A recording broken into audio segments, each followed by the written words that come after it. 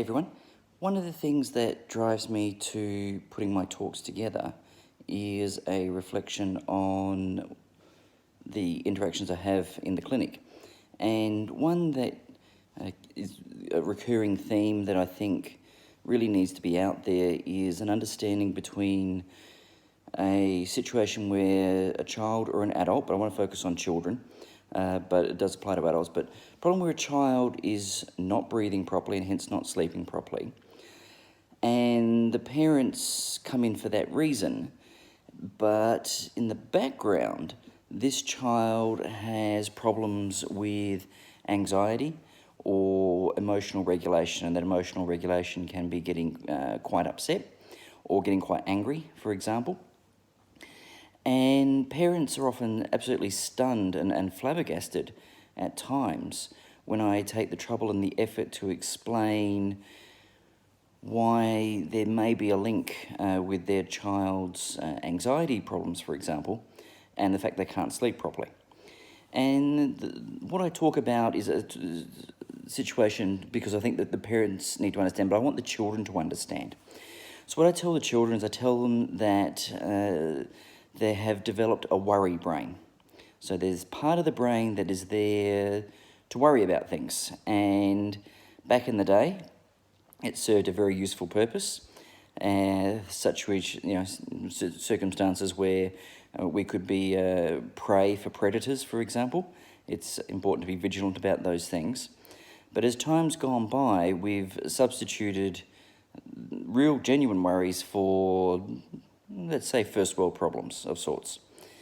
Anyway, what happens when a child can't breathe properly at night is part of the brain that is there to worry about things is doing just that.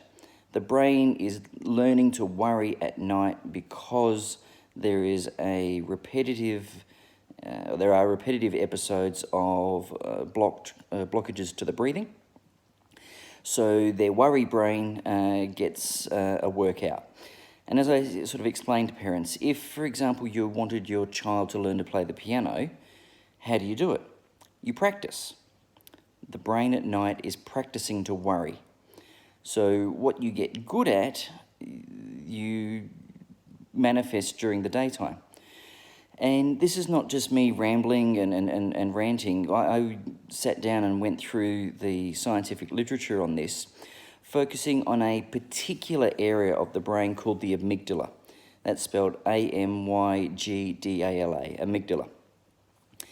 And the amygdala is part of the brain that deals with emotional behavioural regulation, connected to other parts of the brain that do the same. And I basically did a search to clarify if I am just rambling or whether someone's got the science. And the science exists.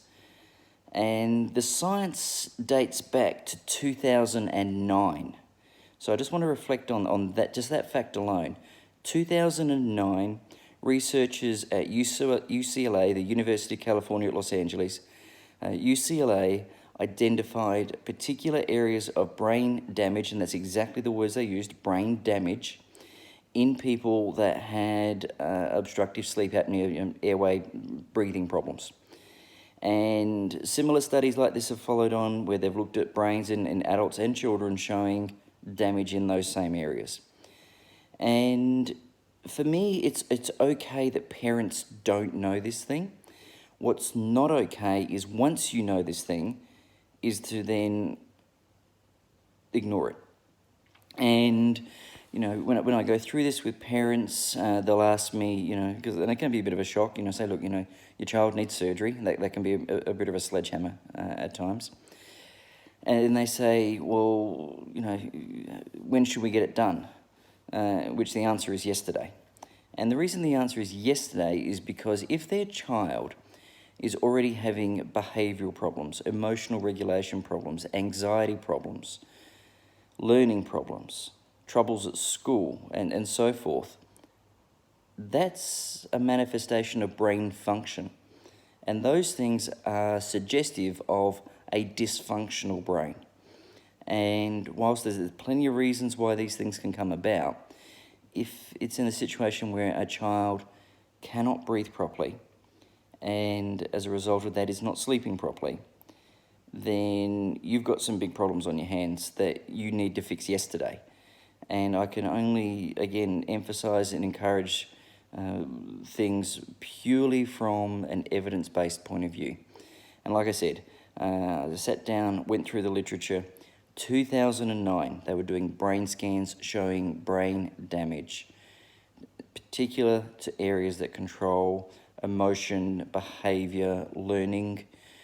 So, as I say, often like the broken record that I am, please don't ignore the snore.